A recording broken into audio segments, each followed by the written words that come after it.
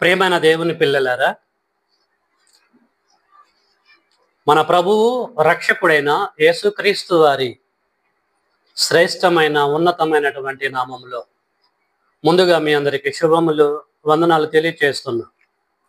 ప్రియులారా, ఈ సమయంలో మనము పరిశుద్ధ గ్రంథములో నుంచి గొర్రెపిల్ల వివాహ మహోత్సవము 7 ఏండ్ల విందు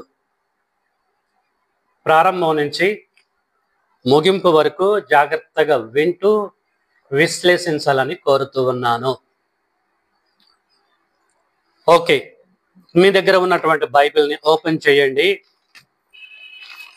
బైబిల్లో ఉన్నటువంటి చివరి పుస్తకం ప్రకటన గ్రంథం 19వ అధ్యాయం అందరు తీయాలి.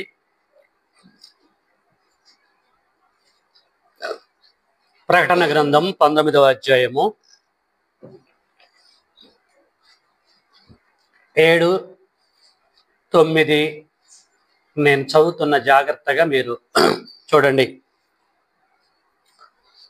6, 7 కలిసి ఉంటది. అప్పుడు గొప్ప జన సమూహము శబ్దమును, విస్తారమైన జలముల శబ్దమును, బలమైన ఉరుముల శబ్దమును పోలిన ఒక స్వరము, సర్వాధికారియు ప్రభువునగు మన దేవుడు ఏలుచున్నాడు, ఆయనను స్తుతించుడి. గొర్రెపిల్ల వివాహోత్సవ సమయము వచ్చినది, ఆయన భార్య తనను తాను సిద్ధపరచుకొని ఉన్నది గనుక మనము సంతోషపడి ఉత్సహించి ఆయనను మహిమపరచుదామని చెప్పగా వింటిని. 9 మరియు అతడు నాతో ఇలాగ చెప్పెను, గొర్రెపిల్ల పెండ్లి విందుకు పిలువబడిన వారు ధన్యులని రాయము. మరియు ఈ మాటలు దేవుని యథార్థమైన మాటలని నాతో చెప్పెను. చాలండి. ప్రియమైన దేవుని పిల్లలారా, ఇప్పుడు మనము మన అంశానికి సంబంధించినటువంటి వచన భాగాలు గ్రంథములో నుంచి చక్కగా చదువుకున్నాం. ప్రకటన గ్రంథాన్ని రాసింది అపోస్తులుడైనటువంటి యోహాను గారు. ప్రకటన గ్రంథం ఎప్పుడు రాయబడ్డది? క్రీస్తు శకము 100 లోపు రాయబడ్డది. 98 నుంచి 100 వరకు ఈ ప్రకటన గ్రంథాన్ని యోహాను గారు రాయటం జరిగింది.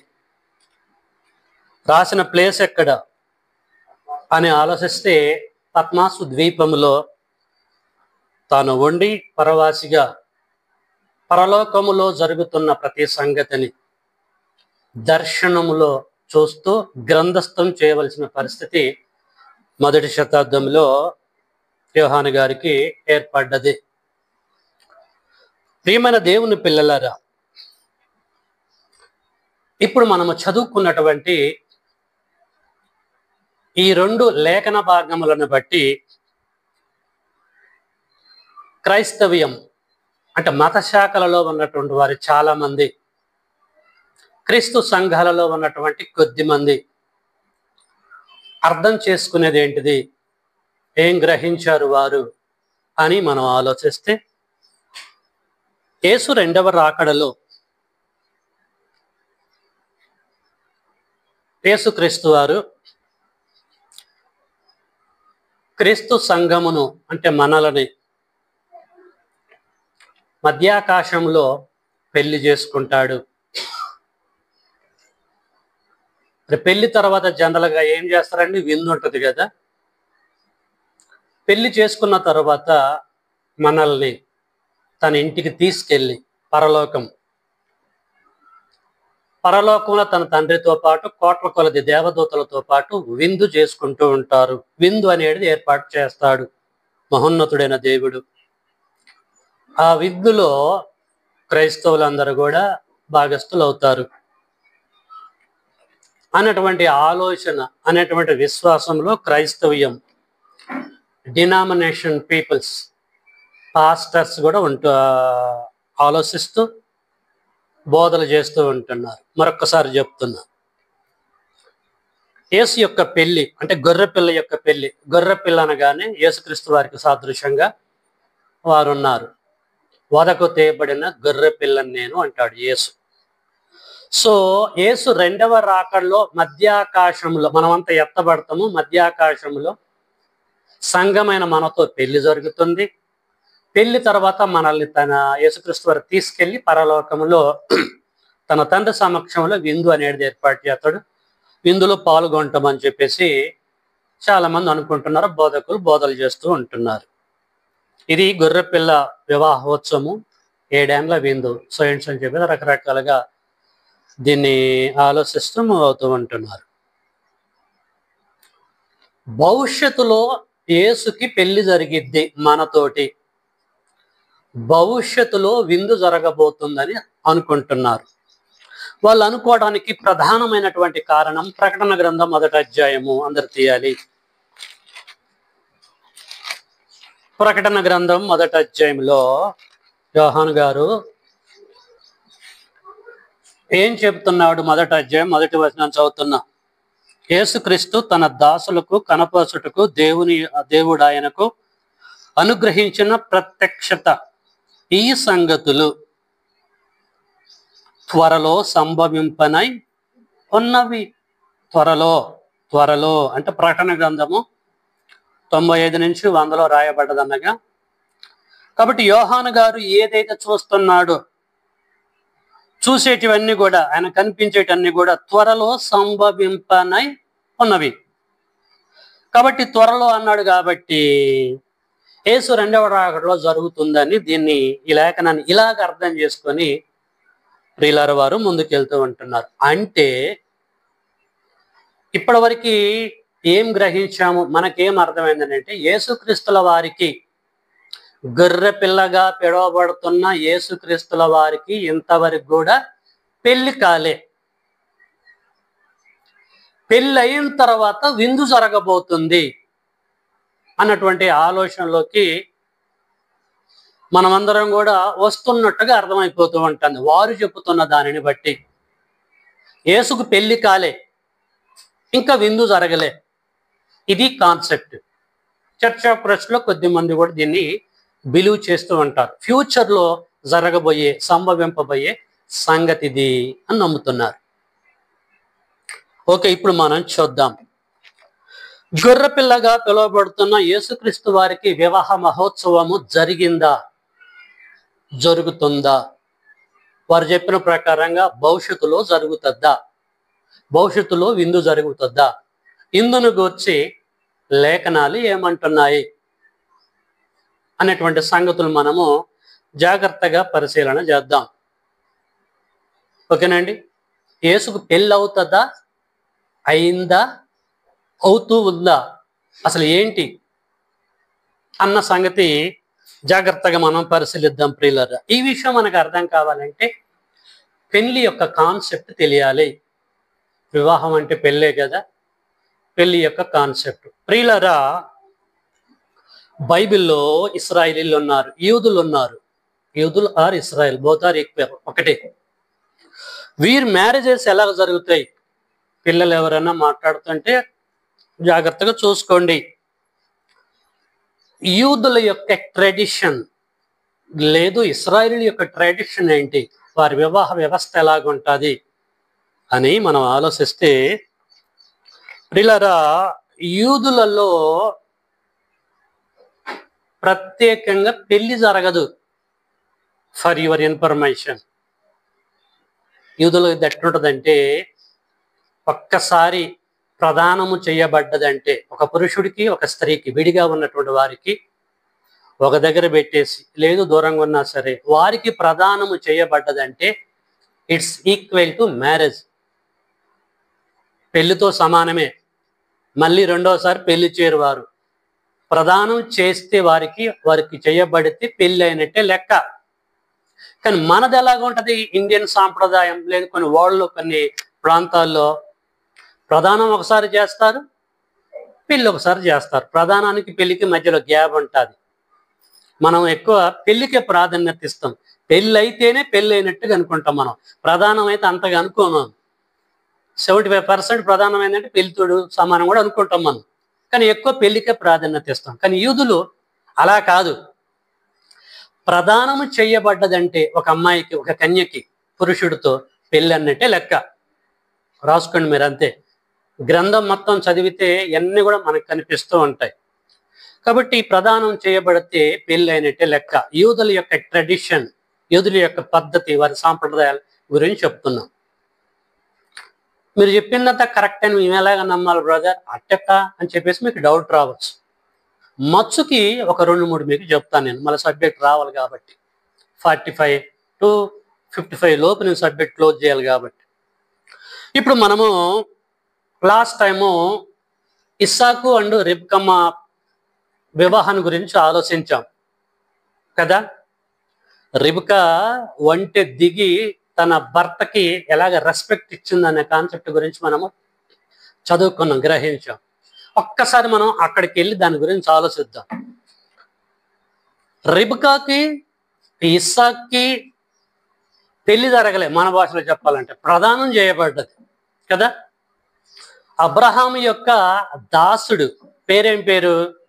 ఎలియాజరు, పెద్ద జీతగాడు. అబ్రహాము పంపిస్తే అబ్రహాము పక్షాన వెళ్తాడు లాబాను యొక్క ఇంటికి. సో అక్కడ ఉన్నటువంటి రిబ్కాకి, దేవుని పిల్లలారా, ఈ ఎలియాజరు తీసుకొచ్చిన బంగారపు ఆభరణాలు మొత్తం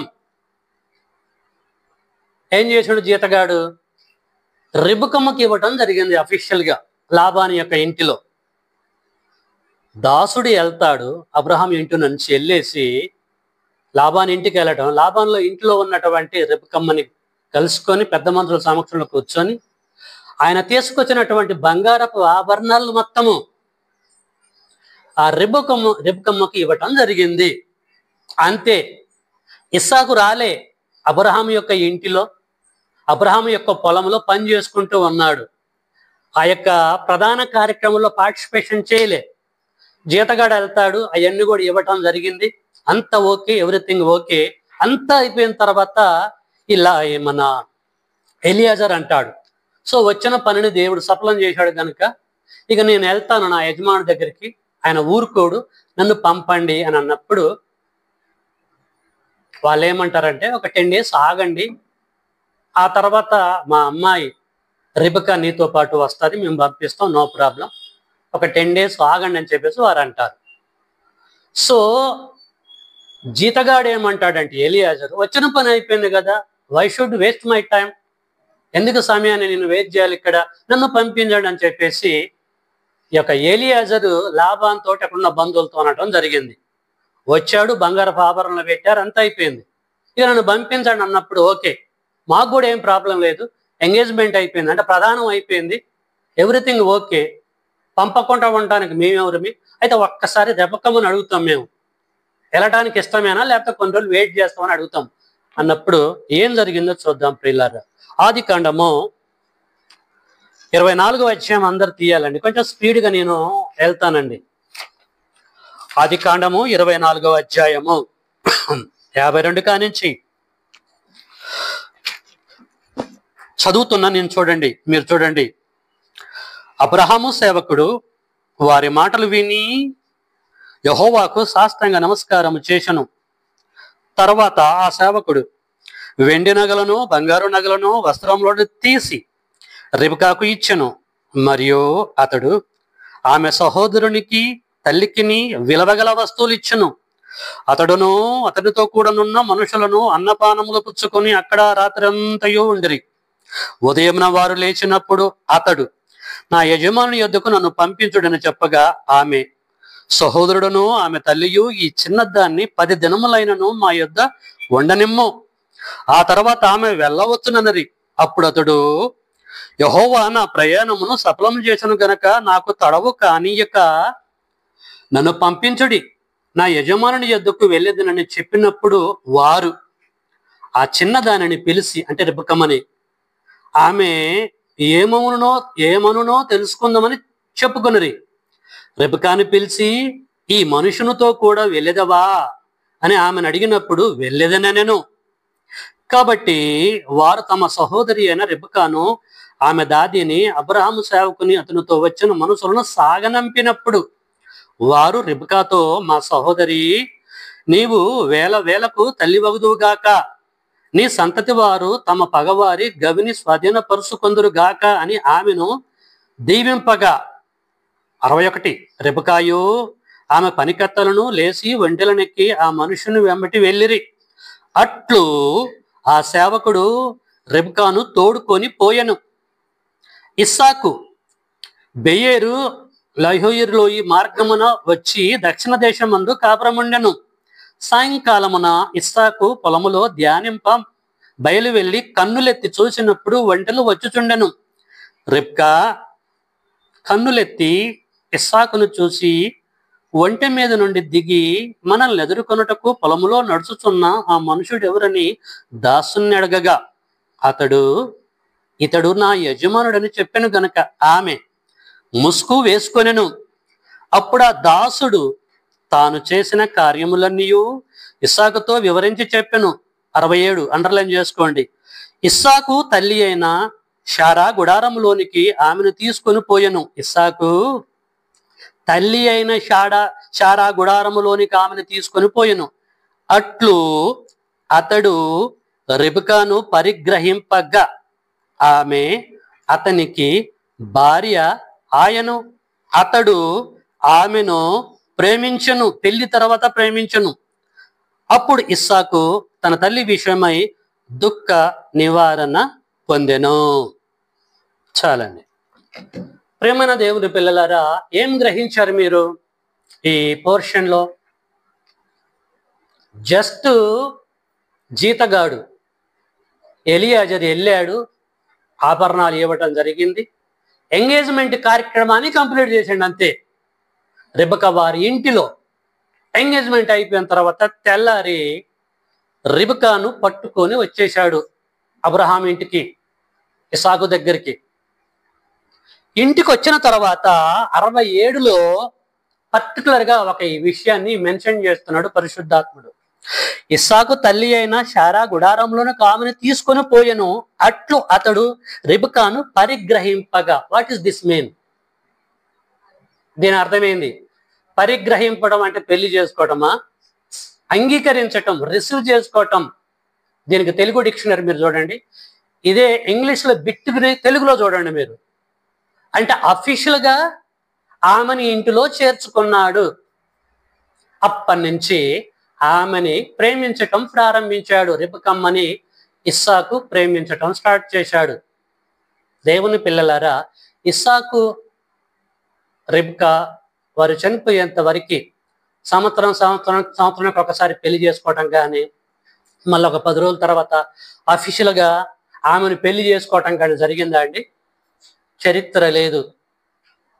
ఇస్సాకు మళ్ళీ రెబెకాని పెళ్లి చేసుకోలేదు. ప్రదానం చేయబడ్డది అంతే. ప్రదానము ఈక్వల్ టు పెళ్లి. యూదుల సాంప్రదాయం, ఇశ్రాయేలీయుల యొక్క కాన్సెప్ట్.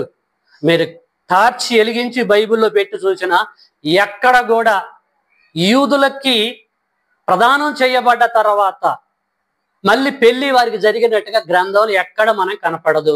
ప్రియమైన దేవుని పిల్లలారా, ప్రధానమే పెళ్లితో సమానము అంతే. ఆర్డినరీగా జరిగిందిలే, ఒకసారి మళ్ళీ అఫీషియల్గా చేసుకుందామలే అనే వేలు వారు లేరు. కాబట్టి ఇస్సాక్కి రెబెకాకి ప్రదానం చేయబడ్డది అంటే పెళ్లి జరిగిందని మనమందరం కూడా గ్రహించాలి. గ్రహించుట కొరకే నచ్చుకి ఎగ్జాంపుల్ ఒకటి మీకు చెప్పడం జరిగింది. ఓకే, అద్భుతమైనటువంటి కుటుంబాన్ని, సంసారాన్ని వాళ్ళు ముందుకు తీసుకెళ్లారు. దేవుడి చిత్తాన్ని వారు నెరవేర్చారు. చచ్చిపోయేంత వరకు రెబెకా తన భర్త అయినటువంటి ఇస్సాక్కి లోబడి రెస్పెక్ట్ ఇచ్చి ప్రియులారా తన కుటుంబాన్ని ఆమె కట్టుకున్నది. ఆమె గర్భం గుండా అనేక మంది భూమి మీదకి రావటం జరిగింది. ఓకే, నెక్స్ట్ ఇలాంటి సందర్భమే మరొక సందర్భాన్ని మనం పరిశీలన చేద్దాం. యేసుక్రీస్తు వారి యొక్క తల్లి ఎవరు? మరియా. మరియా అఫీషియల్ భర్త ఎవరు? అఫీషియల్ భర్త, అన్అఫీషియల్ భర్తని కాదు అనేది అక్కడ. మరియా భర్త ఎవరండి? యేషోబు. ఓకేనా, జాగ్రత్తగా ఆలోచించండి. మరియా యూదురాలే, యేషోబు కూడా యూదులే, ఇశ్రాయేలీలే. అదే జీనాలజీ నుంచి వారు వచ్చినటువంటి వారు. జాగ్రత్తగా మీరు ఆలోచించాలి. యూదుల యొక్క పెళ్లి ఆ ట్రెడిషన్ ఎలాగుంటుంది మీకు అర్థం కావటానికి కొరకే ఒకటి రెండు ఎగ్జాంపుల్ చెప్తున్నాను నేను. పెళ్ళిళ్ళు వారు చేసుకోరు, అది ఇజ్జతికే సవాల్. మళ్ళీ రెండోసారి పెళ్లి చేసుకున్నారు అంటే ఇక దాన్ని బ్లేమ్ చేసినట్టే, ఏది ప్రధానాన్ని వాళ్ళు బ్లేమ్ చేసినట్టే లెక్క. అందుకొరకే మళ్ళీ పెళ్లి చేసుకోరండి. ప్రధానం అంటేనే పెళ్లి అని దాని అర్థం. ఓకే, మరియకి యేషోబుకి ప్రదానం చేయబడుతుంది. చేయబడ్డ తర్వాత అప్పుడు యేసు గర్భంలో పడతాడు. ఓకేనా? యేషోబుకి సంబంధం లేకుండా యేసు మరియ గర్భంలో పడతాడు. అప్పుడు ఏం జరిగింది అనేది ఒక్కసారి మనము చూద్దాం. యేషోబుకి మరియకి ప్రదానం చేయబడ్డ తర్వాత, పెళ్లి చేయబడ్డ తర్వాత కాదు, ప్రదానం చేయబడ్డ తర్వాత ఏం జరిగిందని ఆలోచిస్తే లూకా సువార్తలోకి వెళ్దాము. లూకా సువార్త 1వ అధ్యాయము. లూకా సువార్త 1వ అధ్యాయము 26, 27 నేను చదువుతున్నా, చూడండి జాగ్రత్తగా, అండర్లైన్ చేసుకోండి. 6వ నెలలో, అంటే యూదుల యొక్క నెలలలో 6వ నెల, 6వ నెలలో గాబ్రియేలను దేవదూత గలిలయలోని నజరేతను ఊరిలో దావీదు వంశస్థుడైన యేషోబును ఒక పురుషునికి ప్రదానము చెయ్యబడ్డది. ప్రదానము చెయ్యబడిన కన్యక యొద్దకు దేవుని చేత పంపబడను. ఆ కన్యక పేరేంటంటే మరియా. చాలండి. మరియకి యేషోబుకి ప్రదానము చేయబడ్డది. దావీదు వంశస్థుడితను, యూదుడు, ఇశ్రాయేలీయుడు యేషోబు. మరియ కూడా అంతే, అన్యురాలు కాదేమో మరియ. యేషోబుకి మరియకి పెద్దల సమక్షములో అధికారపూర్వకంగా ప్రదానము చెయ్యబడిన, ఫాస్ట్ టెన్స్, ప్రదానము చేయబడ్డది. ప్రదానం అప్పుడు ఎట్ట జరుగుతుందో, ఎలాంటి తంతు జరుగుతుందో ఇప్పుడు మనం చూసుకున్నాము. ఇస్సాక్కి రెబెకాకి బంగారపు ఆభరణాలు ఇవ్వటాలు అప్పుడు ఉన్నటువంటి సిచ్యువేషన్ బట్టి జరుగుతుంది. అలాగే వీరికి కూడా జరిగింది. అప్పుడు యేసుక్రీస్తుల వారు మరియ గర్భంలో పడటం జరిగింది. అది యేషోబుకి సంబంధం లేకుండా జరిగింది, అది వేరే కాన్సెప్ట్. ఇక్కడ నేనేం చెప్తున్నానంటే, యేషోబు చనిపోయేంత వరకు, మరియా చనిపోయేంత వరకు మళ్ళీ వీరిరువురు అధికారపూర్వకంగా పెళ్లి చేసుకున్నారా? పెళ్లి చేసుకోలేదు. మరియా కానీ యేషోబు కానీ పెళ్లి చేసుకోలేదు. ఎందుకు? అయింది పెళ్లి. ఏంటది? ప్రధానమే పెళ్లి. యూదుల సాంప్రదాయం ప్రకారంగా పెళ్లి చేసుకున్నారు. మళ్ళీ ఎన్నిసార్లు చేసుకోవాలి పెళ్లి? సంవత్సరం ఉంటుందా పెళ్లి? మ్యారేజ్ డేలు ఉంటాయా? కాన్సెప్ట్ అర్థం చేసుకోవాలి ప్రియమైన దేవుని పిల్లలారా. కాబట్టి యూదులలో, ఇశ్రాయేలీలలో ఒక పురుషుడికి, కన్యకి, ఒక పురుషుడికి, యవనస్తుడైన ఒక పురుషుడికి ప్రధానము చేయబడ్డదంటే పెళ్ళి అయినట్టే లెక్క. రాసుకోండి మీరు, గ్రంథంలో మీరు ఎక్కడికి వెళ్ళినా ఇదే కాన్సెప్ట్ మనకు కనపడుతుంది. ఓకేనా? అర్థమైందిగా? రైట్, ముందుకు వెళ్తున్నా. యేసుక్రీస్తుల వారు ఏ వంశంలో పుట్టాడు? యేసుక్రీస్తు వారు అన్యుడా? యూదా గోత్రపు వాడా? అర్థం చేసుకోండి. దావీదు యొక్క ట్రాకులు అదే వంశావళిలో పుట్టాడు యేసుక్రీస్తుల వారు కూడా. యేషోబు దావీదు గోత్రంలో పుట్టాడు. యేసుక్రీస్తుల వారు కూడా దావీదు గోత్రంలో పుట్టాడు. యేసుక్రీస్తు వారు కూడా యూదుడే, యేసుక్రీస్తు వారు కూడా ఇశ్రాయేలీయుడే. ఇప్పుడు యేసుక్రీస్తు వారికి పెళ్లి కాలేదంటున్నారు చాలా మంది. ఎప్పుడైతే పెళ్లి? యేసు దగ్గరికి వచ్చాం మనం, ఇద్దరు నగరగొట్టి థర్డ్ పర్సన్ అయినా యేసు దగ్గరికి వచ్చాం. యేసు పెళ్లి గురించి ఆలోచిస్తున్నాం. యేసు పెళ్లి కాలేదట. ఎప్పుడైద్ది? యేసు రెండవ రాకడలో మధ్యాకాశముకి సంఘం ఎత్తబడ్డ తర్వాత మధ్యాకాశంలో పెళ్లి చేసుకుంటాడు. తదనంతరము తీసుకెళ్లిపోయి పరలోకంలో విందు కార్యక్రమాలు చేస్తాడు అనుకుంటారు కదా. అంటే యేసుకు పెళ్లి కాలేదు అంటున్నారు వీరు. ఈయన యూదుడు, ఇశ్రాయేలీయుడు, ఈయనకు పెళ్ళి అయిందా కాలేదా అర్థమవుతుందా? అర్థమవుతుంది నా ప్రయాసం. మీరు ట్రాక్ లో ఉండాలి, దిగొద్దు ట్రాక్. యేసుకు పెళ్లి కాదు అంటున్నారు వారు. మీరు పెళ్లి ఏందే కాలేదా? ఇందుని గురించి గ్రంథం ఏం చెప్పింది? పెళ్లి అయితే యేసు యొక్క భార్య ఎవరు? పెళ్లి భార్య ఎవరు? పెళ్లి చేసుకుంటే ఒకవేళ యేసు ఎక్కడ చేసుకుంటా? యెరూషలేములో చేసుకుంటా, కొండ మీద చేసుకుంటా, పరలోకంలో చేసుకుంటా, ఎక్కడ చేసుకున్నాడు? ఈయన పెళ్లి పెద్దలు ఎవరు? ఇంతకు పెళ్లి అయిందా కాలేదా యేసుకి? ఒక్కసారి పౌలు గారిని టచ్ చేసి చూద్దాం.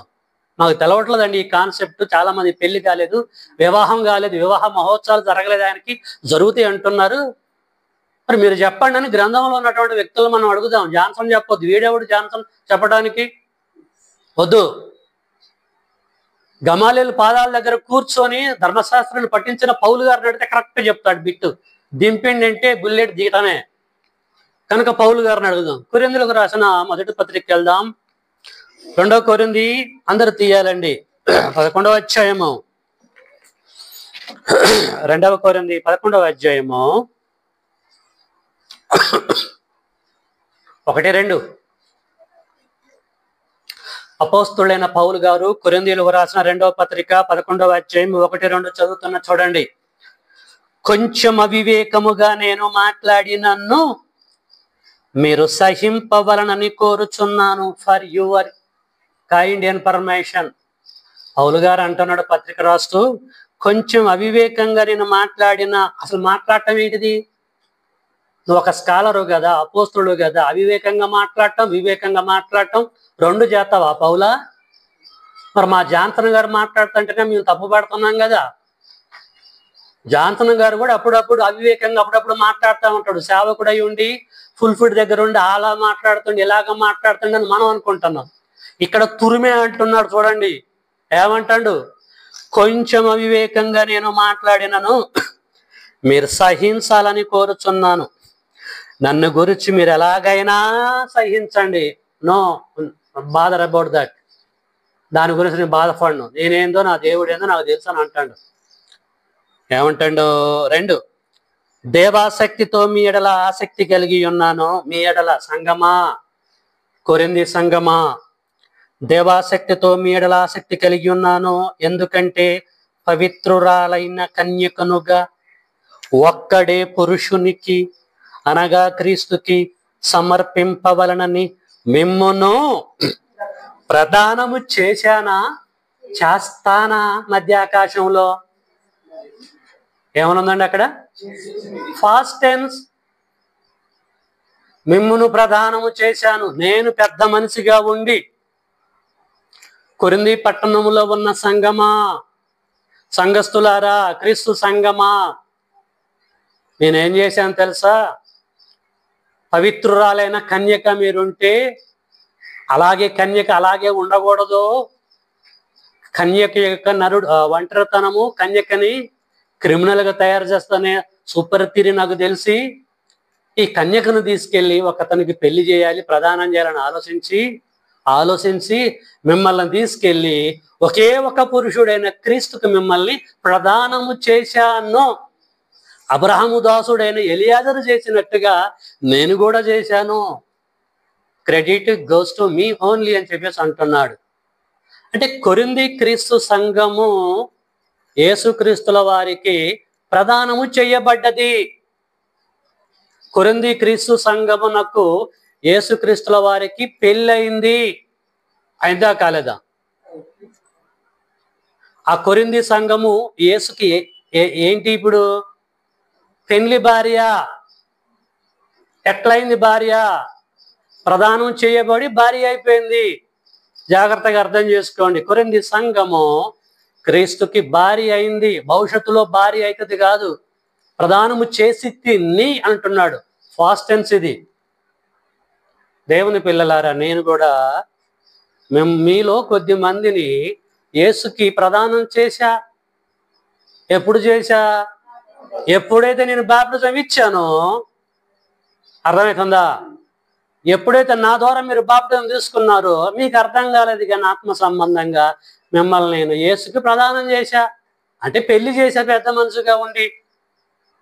ఎప్పుడైతే బాప్టిజం తీసుకున్నారో, బాప్టిజం తీసుకున్న మొదలుకొని ఇప్పటి వరకు మనం అందరం కూడా యేసుకి పెళ్లి భార్యలము. ఇక్కడ ఎంతమంది బాప్టిజం తీసుకున్నారండి? చేతులు ఎత్తండి ఇఫ్ యూ డోంట్ మైండ్. మనం అందరం కూడా, ఇన్క్లూడింగ్ మీ, నేను కూడా యేసుకి భార్యనే, పురుషునైనప్పటికీ ఆయనకు భార్యనే. ఎప్పుడు భార్యనైనా నేను 1992లో, మీ అందరికంటే ముందైంది పెళ్లి నాకు. 1992లో నేషనల్ బైబిల్ కాలేజ్ చెన్నైలో నా పెళ్లి అయింది. నా పెళ్లి చేసింది ఎవరు? కాలేజ్ డైరెక్టర్ పీటర్ సాల్మన్ గారు నా పెళ్లి చేశాడు.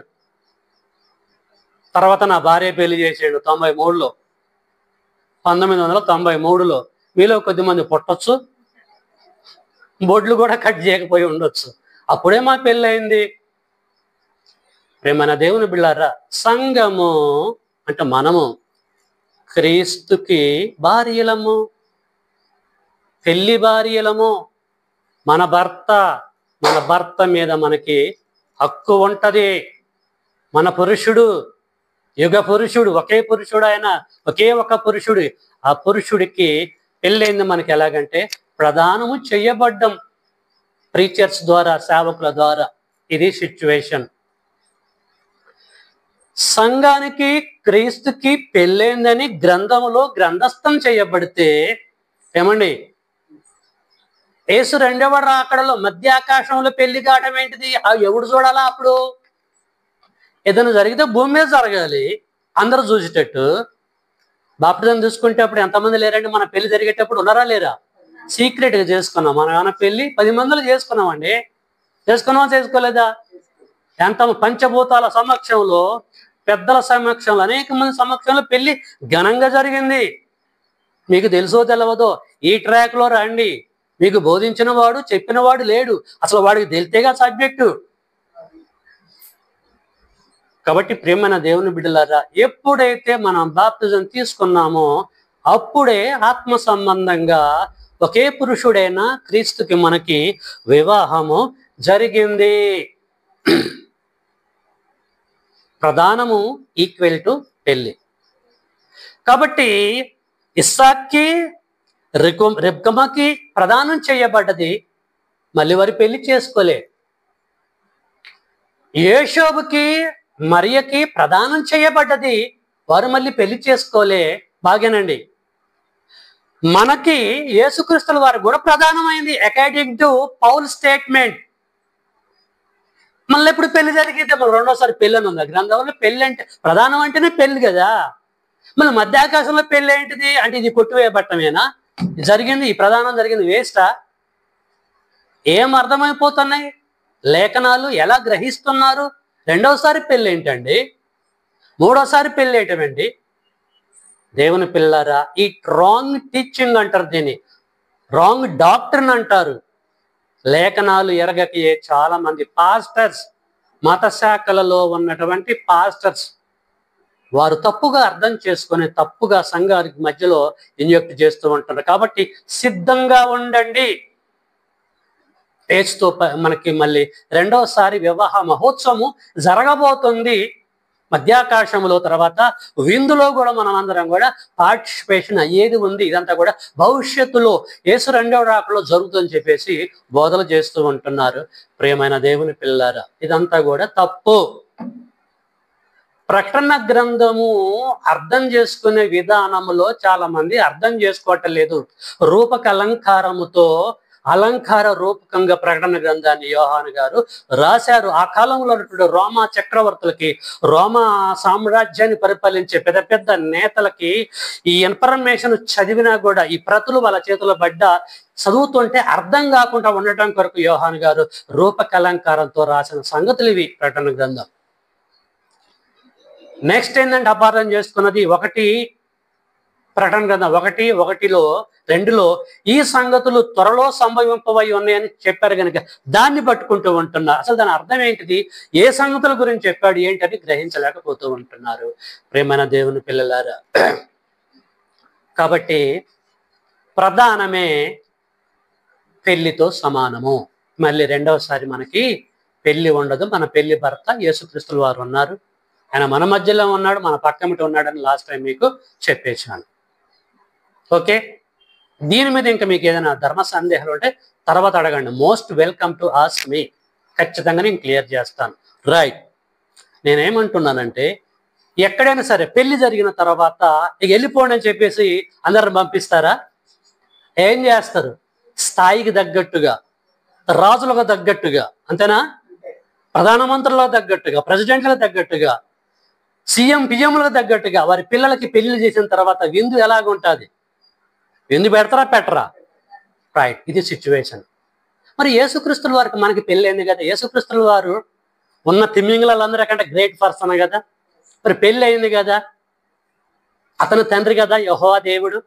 మామూలు సంగతి ఇదంతా వాళ్ళదే కదా, సృష్టి కదా. పెళ్ళి అయిపోయిన తర్వాత ఎలాంటి విందు అనేది వాళ్ళు ప్రొవైడ్ చేశారు తెలుసుకోవాలా తెలుసుకోవద్దా?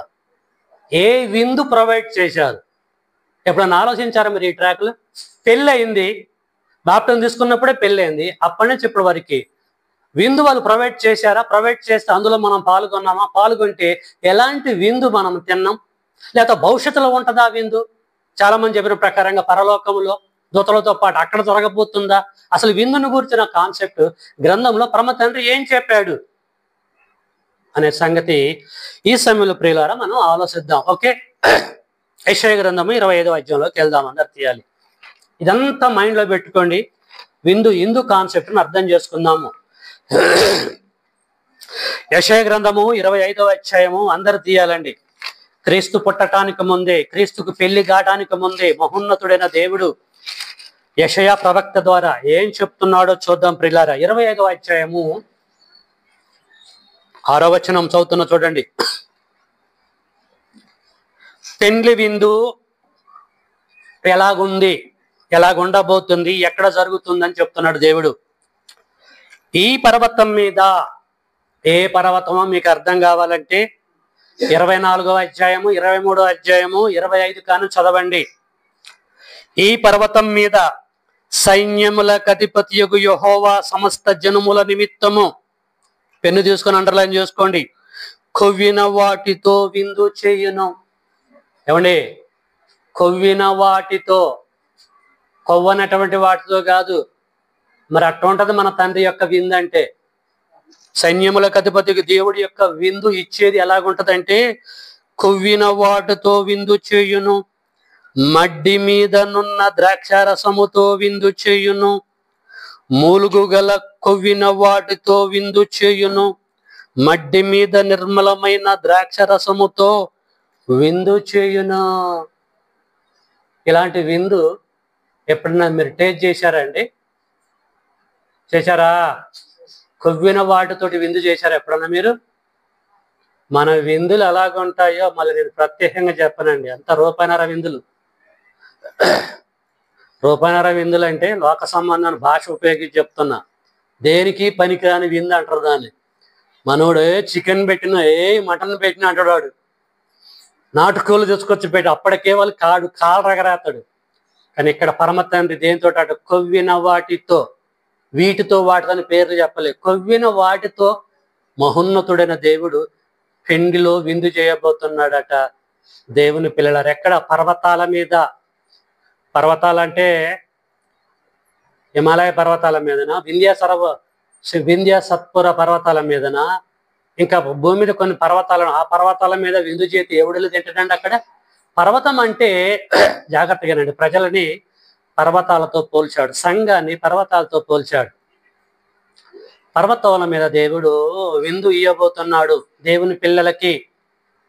తన కుమారుడితో ఎవరైతే వియ్యం అందుకుంటున్నారో, పెళ్లి చేసుకున్నారో అలాంటి వారికి అద్భుతమైనటువంటి విందు వియ్యబోతున్నానని చెప్పేసి అన్నాడండి. అంతేనండి. విందు చేయును, విందు చేశాను కాదు, చేయును, ఫ్యూచర్ వర్డ్స్.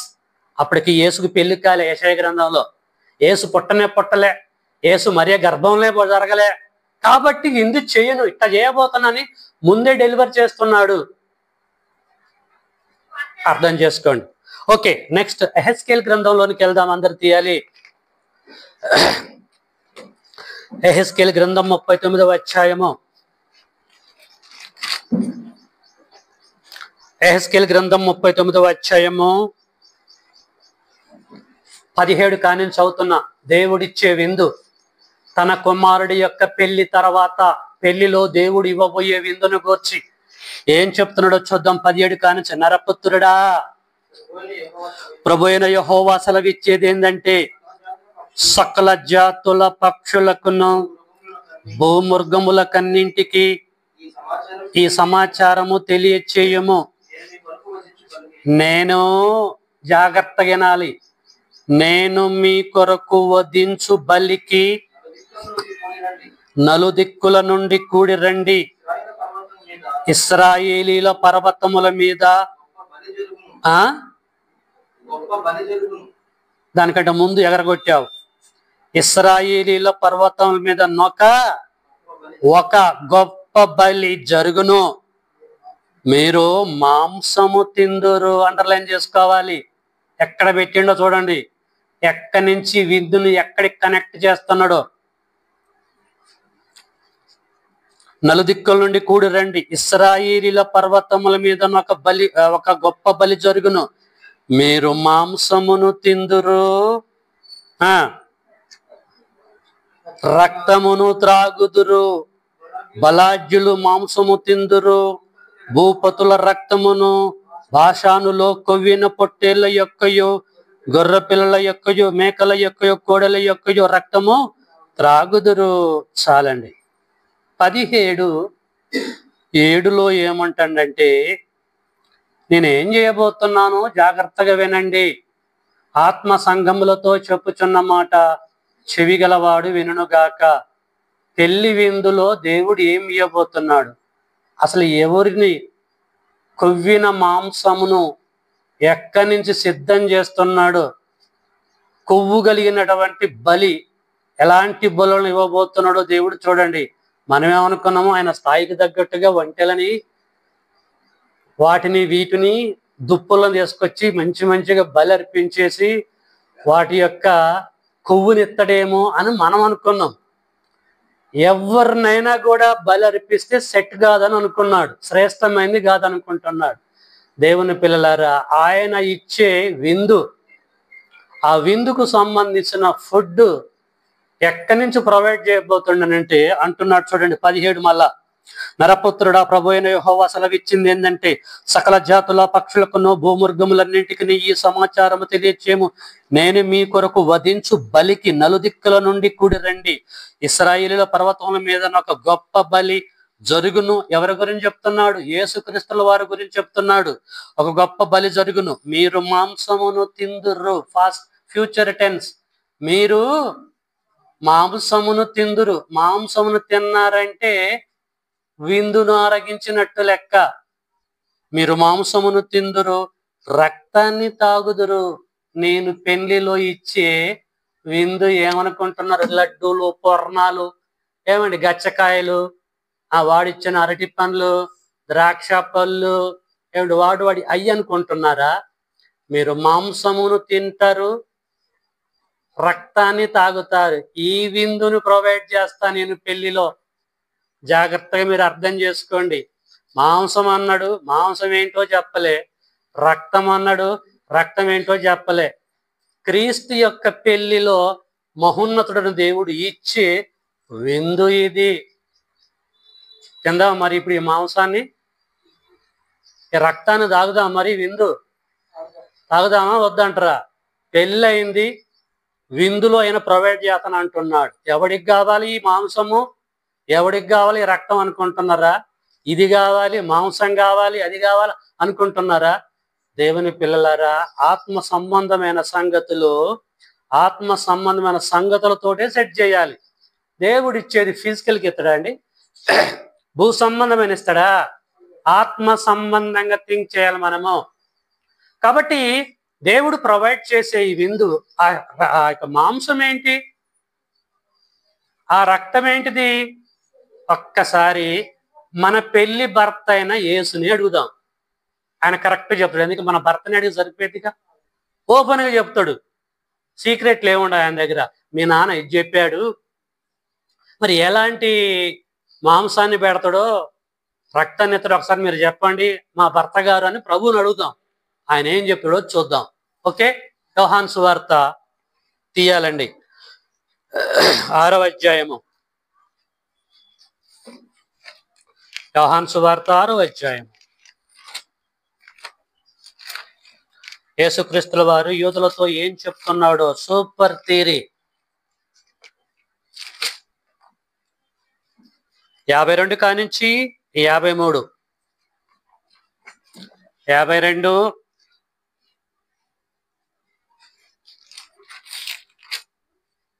53 యూదులు ఈయన తన శరీరమును ఎలాగా తిననీయగలడని ఒకరితో ఒకడు వాదించిరి.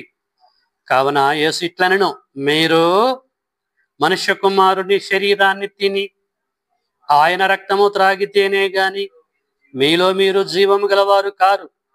నా శరీరాన్ని తిని, నా శరీరం అంటే మాంసం, నా శరీరాన్ని తిని నా రక్తము త్రాగువాడి నిత్య జీవం గలవాడు.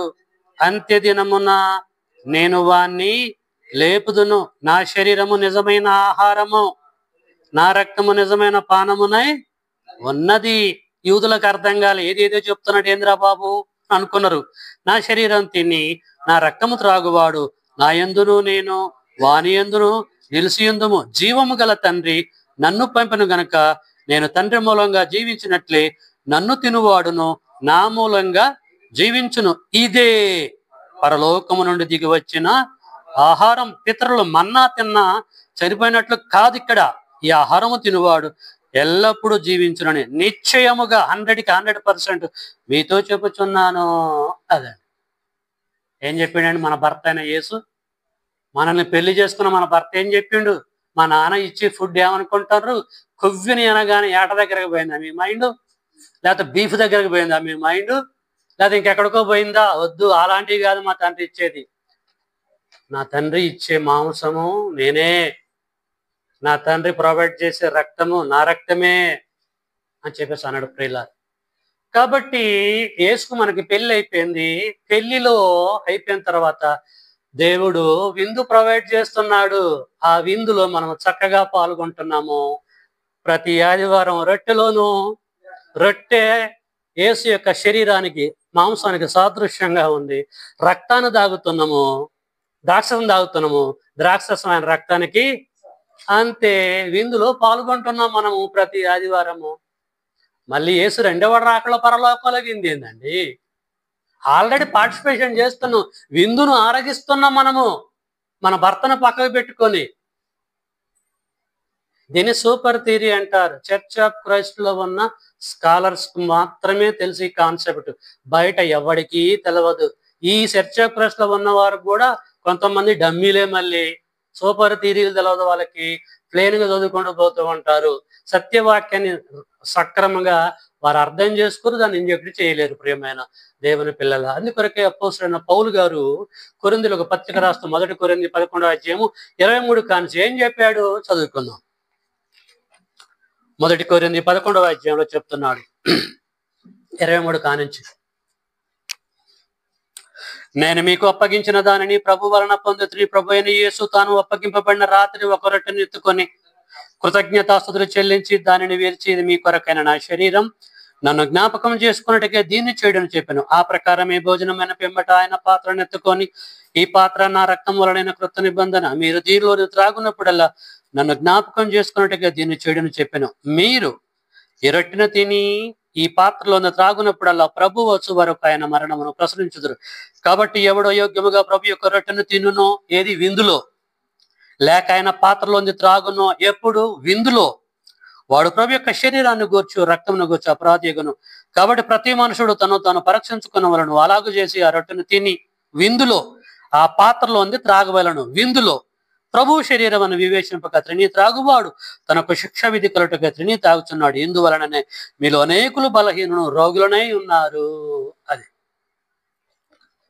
కాబట్టి ప్రియమైన దేవుని పిల్లలారా, ప్రతి ఆదివారం మనము రొట్టెలోను ద్రాక్షరసంలోను పాల్గొంటున్నామంటే ఆత్మ సంబంధంగా దేవుడు అనుగ్రహించినటువంటి విందులో పాలు భాగస్తులు అవుతున్నట్టు లెక్క. అర్థమవుతుందా? ఆ విందుని ఆరగించటానికి వస్తున్నట్టు లెక్క. కొంతమంది దుర్మార్గులకి ఈ కాన్సెప్ట్ అర్థం కాక బాప్టిజం తీసుకొని నెలలకు నెలలే, సంవత్సరాలకు సంవత్సరాలే ఈ విందు ఆరగించకుండా, విందులోకి రాకుండా, పాల్గొనకుండా ఆరాధనని ఎగ్గొడుతున్నారు, శాపానికి గురైపోతున్నారు.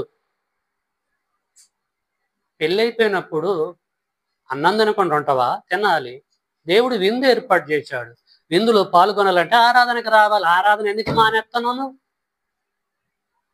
ఏమర్థమైంది నీకు? బైబిల్ కాన్సెప్ట్ ఎవడని చెప్పినా నీకు అర్థం కాదు. కనీసం నువ్వు చదువుతున్నా నువ్వు గ్రహించలేవు. విందు యొక్క కాన్సెప్ట్, పెళ్లి యొక్క కాన్సెప్ట్ గ్రహించలేకపోతూ ఉంటున్నారు. పెళ్లి విందులో పాల్గొన్నవారు ధన్యులని ప్రకటన గ్రంథం చెప్తూ ఉంటుంది. మనం పాల్గొంటున్నాం ప్రతి ఆదివారం దేవుడి పిల్లలారా. పెళ్ళి అయింది, విందులో పాల్గొంటున్నాం. అంతా ఫుల్ ఫాస్ట్ టెన్స్ అయిపోయింది. యేసుకి మనకి పెళ్ళి అయిపోయింది. ప్రదానం చేయబడితే పెళ్ళి అయినట్టు లెక్క. పెళ్ళి అయిపోయింది. ఎప్పుడైందంటే బాప్టిజం తీసుకున్నప్పుడే. పెళ్ళై చాలా సంవత్సరాలు అవుతుంది. విందులో పాల్గొంటున్నాం, కానీ దీని యొక్క గొప్పతనాన్ని గ్రహించలేక చాలా మంది యేసు రెండవ రాకడలో ఎత్తబడతాము, మధ్యాకాశములో పెళ్లి జరిగిద్దట. యేసు రెండవ రాకడలో మధ్యాకాశం ఉంటదండి. పేతురు పత్రికలో ఏం చెప్పాడు పేతురు గారు? భూమియు దాని మీద ఉన్న కృత్యములు కాలిపోతాయి, పంచభూతముల మికటమైన వేండ్రములతో లయమైపోతాయి. నీకు ఆడిది పెళ్లి చేసుకోవడానికి, ఎంజాయ్ చేయడానికి, ఇక భర్తతోటి ఎంజాయ్ చేయడానికి ఉందా? మధ్యాకాశంలో మొత్తం స్మాష్ అయిపోతుంటే నీకు ఎక్కడ జరిగింది పెళ్లి? ఏం అర్థం చేసుకుంది క్రైస్తవ్యం? పెళ్లి అయిపోయిన తర్వాత నాటి తీసుకెళ్లి పరలోకంలో కూర్చోబెట్టాట విందిస్తాడు. పరలోకంలో భౌతిక సంబంధమైన రొట్టె, ద్రాక్షరసాల విందులు కూర్చోబెట్టి లైన వడ్డించాలు ఉంటాయండి. అక్కడ ఆత్మలు కదా. ఆత్మలకి డ్రింక్ ఎందుకు, ఫుడ్ ఎందుకు, మాంసం ఎందుకు అక్కడ ఉంటాయండి? బంగారపు వీధులు ఏంటిది? అసలు ఆ సిచ్యువేషన్ ఏంటిది? రూపకలంకారతో చెప్పబడ్డదండి. లిటరల్ గా థింక్ చేయకూడదు ప్రకటన గ్రంథం చదివేటప్పుడు. కాబట్టి ప్రేమైన దేవుని పిల్లలారా, గొర్రె పిల్ల వివాహ మహోత్సవము అది జరుగుతూ ఉంటుంది పెళ్ళి అయిపోయిన తర్వాత.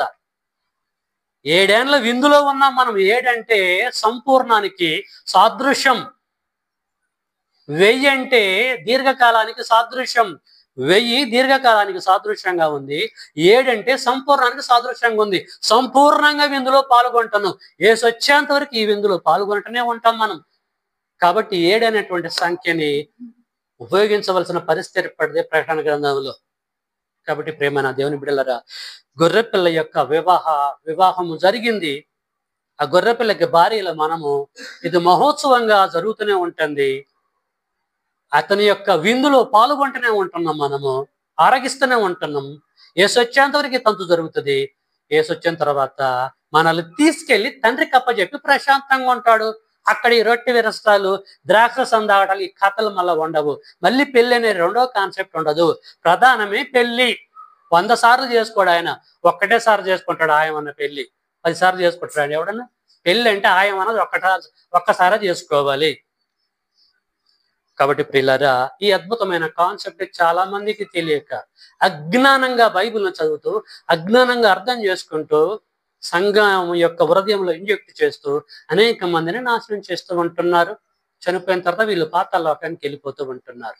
కాబట్టి గుడ్డివాడికి త్రోవ చూపిస్తే అందరూ కలిసి గుంటలో పడతారు. కాబట్టి బాడీలో ఏదైనా జబ్బు వస్తే జాగ్రత్తగానండి. బాడీలో ఏదైనా జబ్బు ఉంటే స్పెషలిస్ట్ ఎవడని పరిశీలించండి ఫస్ట్.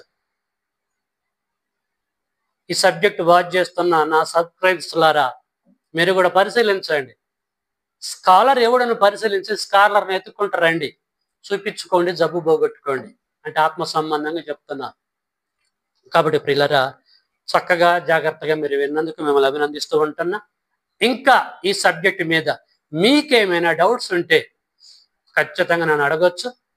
క్లియర్ చేసుకోండి, ఆత్మీయంగా బలపడండి. ఇలాంటి సబ్జెక్టులు బైబిల్లో అనేకమైన సబ్జెక్టులు ఉన్నాయి. అనేకమైన సబ్జెక్టులను కూడా అర్థం చేసుకోక, అపార్థం చేసుకొని అయ్యే కరెక్ట్ అని బోధించుకుంటూ మభ్య పెట్టుకుంటూ ముందుకెళ్లే సేవకులు అనేక మంది ఉన్నారు, ఇన్క్లూడింగ్ చర్చ్ ఆఫ్ క్రైస్ట్ లో కూడా. ఆ తర్వాత నన్ను ఎవరు క్వశ్చన్ చేసినా no problem, I'm ready to bear their questions. Okay అండి, thank you for your attention. మీ అందరికీ వందనాలు.